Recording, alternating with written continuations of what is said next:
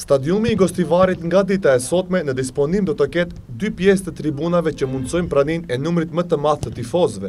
Në përfundimin e këtyre punëve, ishte i pranishëm edhe kreu i komunës Nevzat Beta me bashkëpunëtor. Me këtë rast, ai theksoi se kjo tribunë deri më tani ka kushtuar afro 290.000 euro. Erdhem në përfundim që duhet të ndërtohet edhe tribuna ku do rrinë shiquesit edhe të kenë mundësi të ndjekin lojën e futbollit, ashtu siç u ka hije shiquesve në për stadiume të ndryshme. Ndërtimin e tribunës e ka bërë kompania Poliprojekt, që na jemi shumë mirënjohës për punën e kualitetshme. Për drejtorin e objekteve sportive në kuadër të komunës së Gostivarit, Fidan Jusufi, ndërtimi i tribunës do të ndikojë në përkrahjen më të madhe të klubeve. Sporti si sport, qytetin e Gostivarit ngadalë por sigurt mendoj se kthehet fuqishëm. Pretendojmë të krijojmë një stadium me kushte qyteteve të Evropës perëndimore.